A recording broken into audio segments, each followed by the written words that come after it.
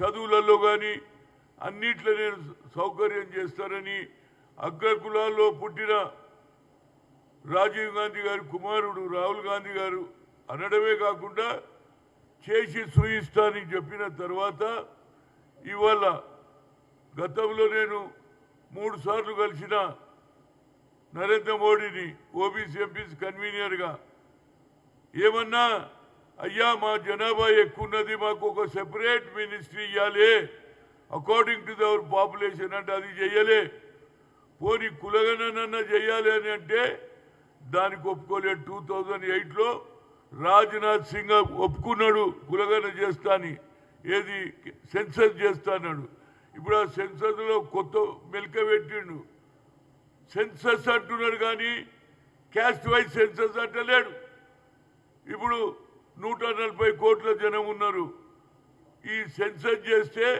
140 నుంచి 145 కావచ్చు లేకుంటే 150 కావచ్చు దానివల్ల మాకేం లాభం రా బాబు కులగణ జరగాలి ఏది జనగణలో కులగణ జరగాలని మొదటి నుంచి మా నినాదం నువ్వు సెన్సస్ చేస్తే ఎవరికి లాభం అవుతుందా ఎవరికి లాభం చేయాలని చూస్తున్నావు నువ్వు బీయింగే బీసీ మినిస్టర్ బీసీ ఓబీసీకి చెందిన ప్రధానమంత్రి నీకే ఈ ఆలోచనలు అదే రాహుల్ గాంధీ అగ్రకులాల్లో పుట్టిన ఈ రాష్ట్రంలో ఆయన కులగణ జరగాలి అని ఆయన అంటుంటే నువ్వు సెన్సస్ అంటున్నావు అదేవిధంగా తెలంగాణలో రాహుల్ గాంధీ చెప్పిన నినాదాన్ని పూర్తి చేసిండు రేవంత్ రెడ్డి అంటే అగ్రకులాల్లో ఉన్నవాళ్ళు బడుగు బలైన వారి గురించి ఆలోచన చేస్తే నువ్వు బీసీ నాయకుడిగా ఉండి బీసీలకు ఎందుకు అన్యాయం చేస్తున్నావు ఇది ఒక పెద్ద ఉద్యమమే అవుతుంది 2027 ఎవరు కావాలరా బాబు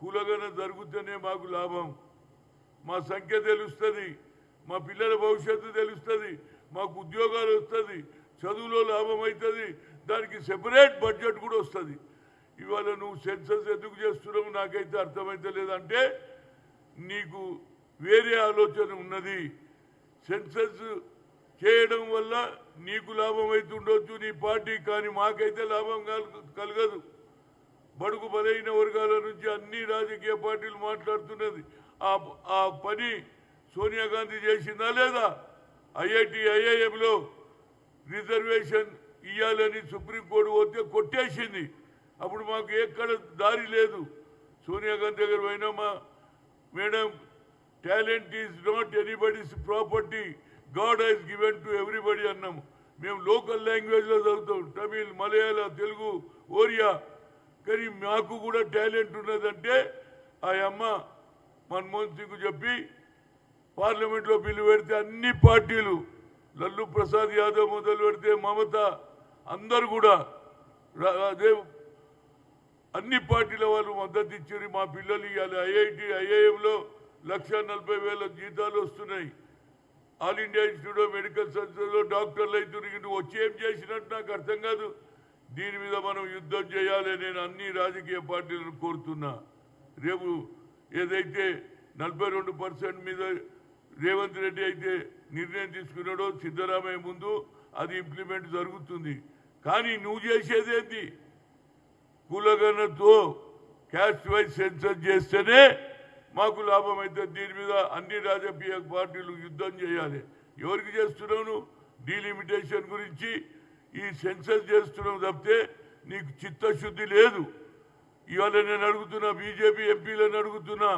బీఆర్ఎస్ కానీ సిపిఐ కానీ సిపిఐ కానీ ఆమ్ ఆద్మీ అన్ని పార్టీలను రిక్వెస్ట్ చేస్తున్నా కులగణ జరుగుతూనే జనగణలో కులగణ జరుగుతూనే మాకు న్యాయం జరుగుతుంది దాని గురించి నేను ఓబీసీ ఎంపీసీ కన్వీనర్గా ఫుల్ ఫైట్ చేస్తా రోడ్ల మీదకి వచ్చేస్తాం నువ్వు ఎందుకు చేస్తున్నావు సెన్సస్ కాదు మేము కులగణ కాదు సెన్సస్లో క్యాస్ట్ వైజ్ సెన్సస్ అని ఎందుకు పెట్టాలి ఆ ఓటు ఎందుకు తీసేసినావు ఓన్లీ సెన్సస్ ఎవరికి సెన్సస్ జనాభా ఎంత ఉందో తెలుసుకోవడం కాదు జనాభాలో మా సంఖ్య ఎంత ఉన్నది బీసీలు ఎంతమంది ఉన్నారు ఎస్సీలు ఎంతమంది ఉన్నారు ఎస్టీలు ఎంతమంది ఉన్నారు మైనార్టీలు ఎంతమంది ఉన్నారని దీని మీద పోరాటం చేయడానికి చిత్తశుద్ధి ఉన్నది అన్ని రాజకీయ పార్టీలను అపీల్ చేస్తున్నా ఇది సెన్సస్ కాదు, క్యాస్ట్ వైజ్ సెన్సస్ చేస్తేనే మా సంఖ్య తెలుస్తుంది, దానివల్ల మాకు బడ్జెట్ పెరుగుతుంది, అదేవిధంగా ఉద్యోగాలలో అవకాశం వస్తుంది, మా స్థితిగతుల్లో మార్పు వస్తుంది. అంతేగాని నువ్వు సెన్సస్ చేసేసి కేవలం డీలిమిటేషన్ గురించి సెన్సస్ కనిపిస్తుంది, కానీ మా సంఖ్య జనాభాలో ఇక్కడ తెలంగాణ చేస్తే 56% అని రేవంత్ రెడ్డి చెప్పాడు.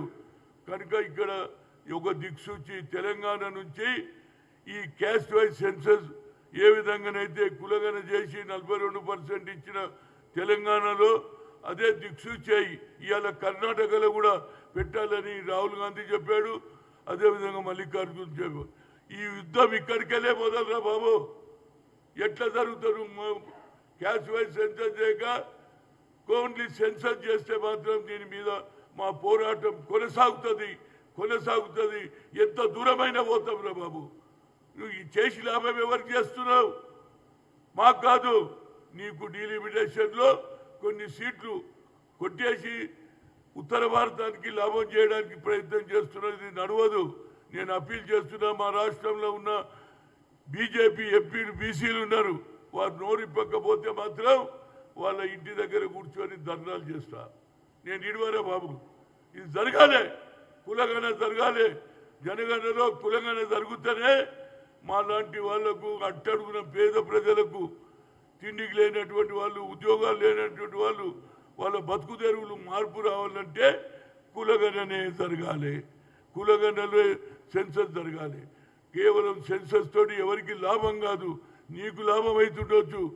బడుగు బలైన వర్గాలకు అయితే అది ఎస్సీ కావచ్చు, బీసీ కావచ్చు, ఎస్టీ కావచ్చు, మైనార్టీలకు అన్యాయం జరుగుతుంది.